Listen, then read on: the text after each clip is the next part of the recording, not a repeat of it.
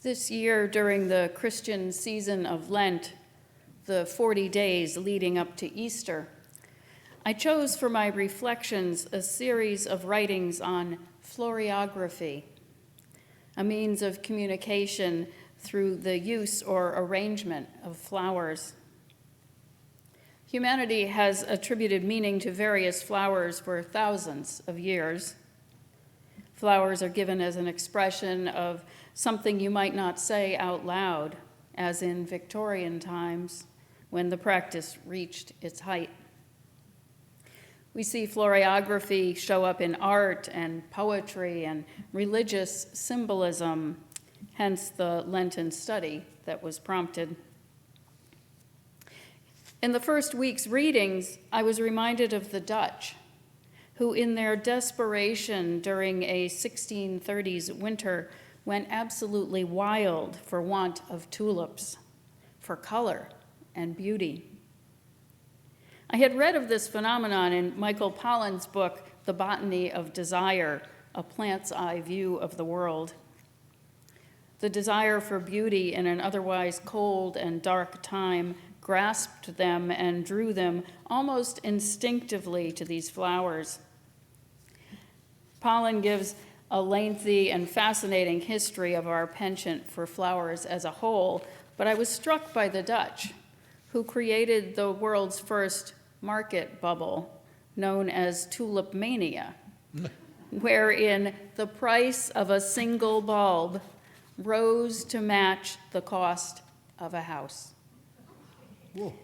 To what lengths will we go to fulfill our desires? From what are they born? Imagination and desire are closely intertwined for me. Dreaming, hoping, creating, all arise from an inner source. I call it love. You have your own names for it: ground of being, center, mystery. It is for each of us to identify for ourselves, part of the seeking life. But I consider this love as a seed planted within, the seed of something not yet, an idea that doesn't quit, that is packed with all the nutrients it needs to burst forth. Mine is to water and give it good soil in which to sink its roots. The Dutch desire for beauty might have been a bit misplaced, given the road that it took. There is an inner longing and then our response. The things we think we want, that which delights, that which takes up space, that which fills up time in our purpose-driven lives. I pondered how often we are on target and how often we wander off. I share this today because I see the Easter stories as being full of desire, some of it honorable, some of it misplaced, some of it individual, and some collective. There is the prophet's desire, a believed holy seed compelling beyond measure. Surely Jesus was possessed of this. He saw the direction of the world he lived in, saw where it was heading, the politics of the day. And he saw, too, a different way to be, one that rubbed up against the powers that were and ultimately got him killed. It is a familiar story because we have seen it repeated over and over in our lifetimes. The deep desire for beloved community, as we have come to call it, a place where everyone's dignity is tied up in everyone else's, a place of compassion, of equity, of right relationship, justice. The sense that we and all of life are interconnected, interdependent. The actions of one people impacting the lives of so many others, and the ripple effect that causes. The domino effect we have on our earth home. There is the people's desire for a king, a leader like Caesar, an emperor to rule over them. In the Christian tradition, last Sunday was Palm Sunday, the commemoration of Jesus' entrance into the city, hailed by his followers as king. A carpet of palm branches laid before him to mark the path of their misunderstood leader. Why do we so often seek power over when power with is so much more valuable to our relationships? It's as if we can't help ourselves. And we see it now in our world, the rise of authoritarian leadership and the people's enthusiastic submission to it. From what misplaced desire does the will to lead in that way arise? Selfishness, greed, power? Are we still crying out for a king? And then a woman's desire that her beloved teacher and companion be present with her still. Mary at the tomb, sensing the presence of Jesus even after he has met his tragic and violent demise, wanting with all her heart to believe that he was not truly gone. Who of us hasn't experienced such a presence, known such a desire? So many, I think, whose dearest ones have gone before us, and yet we hear their voice as if they were right here with us, find ourselves wrapped up in memories so strong and powerful as to comfort us, accompany us through our days. Their lives a gift that we do not want to let go of completely.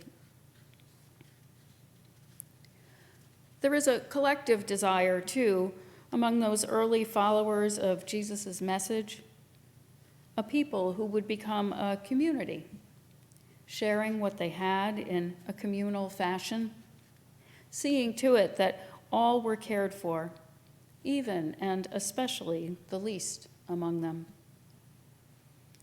It was a way of life that gathered steam as it moved forward in time, becoming one of the world's great religious traditions. Here, too, was that desire for a way of life that they believed in and for a teacher who could lead such a movement. So powerful the message that they, too, heard and saw and felt his presence in their midst. And always, as time marches on, there are those who will abuse or misuse the desires of the people, those original intentions feared by some who saw their own purpose, their own power wane, tamp down on a movement at odds with their own desires.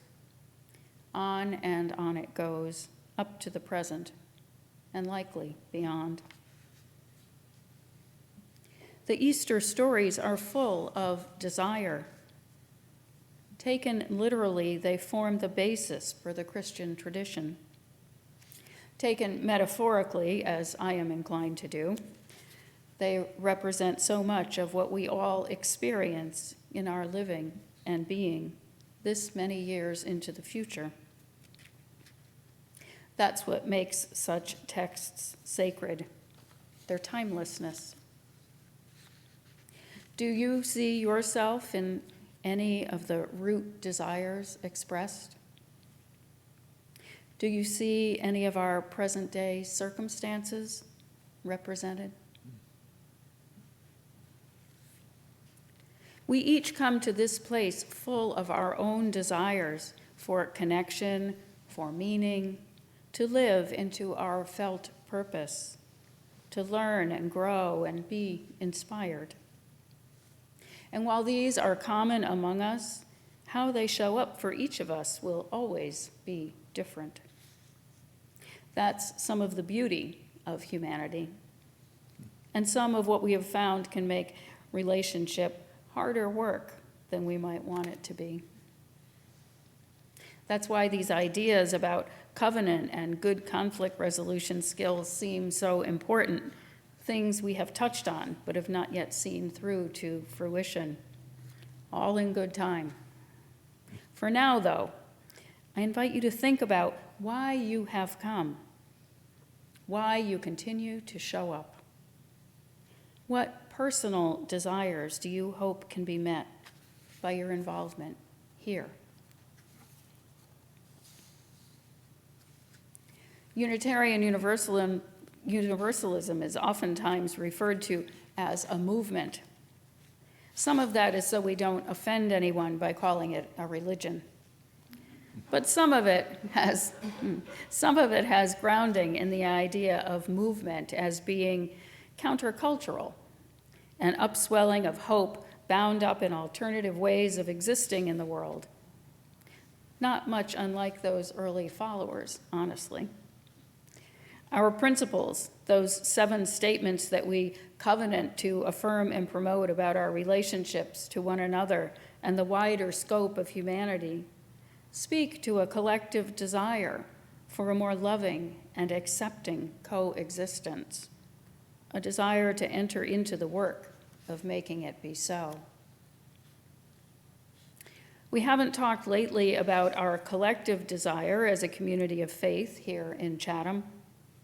We've talked around it, our purpose, the why of our being here, our mission.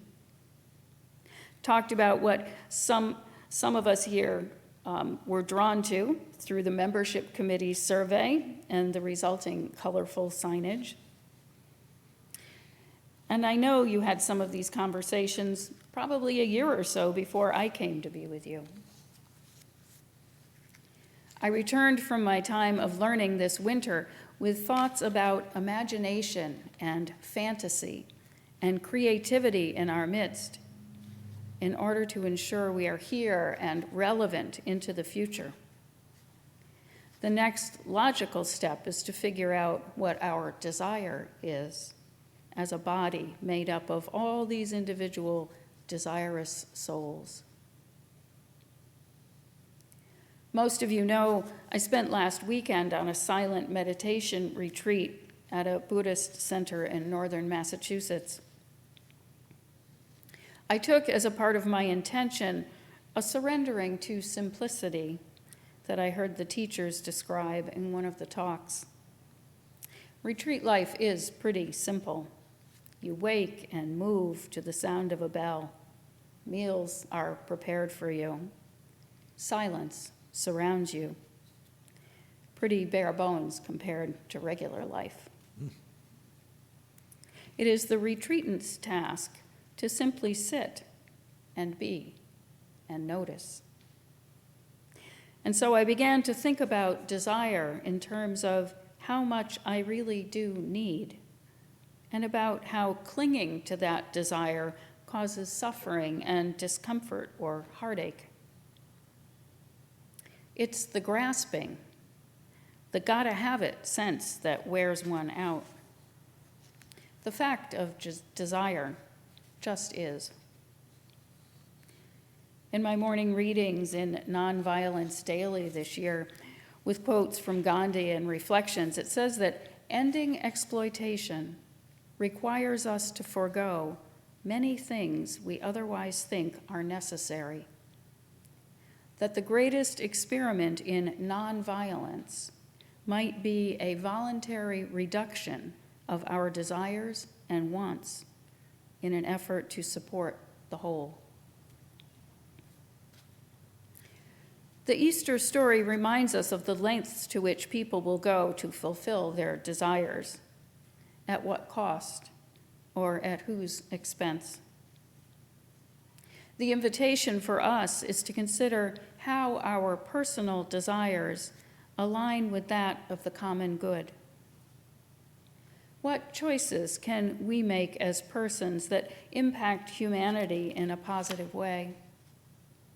And beyond that, what are we willing to let go of for a larger body to exist well, be that our family on the smaller scale, or our world on the other end of the spectrum, or for our church to thrive here in Chatham.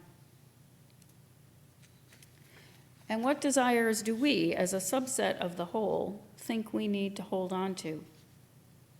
And what do we let go of or shift?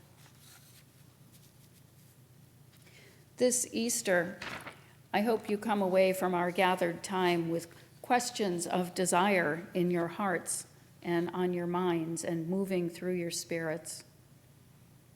I hope you will take some time to examine your own desires and how they meld with those of persons to whom you are connected.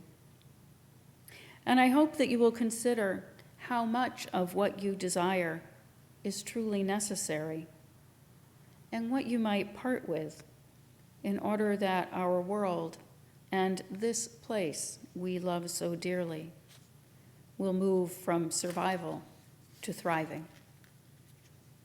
May it be so. Blessed be.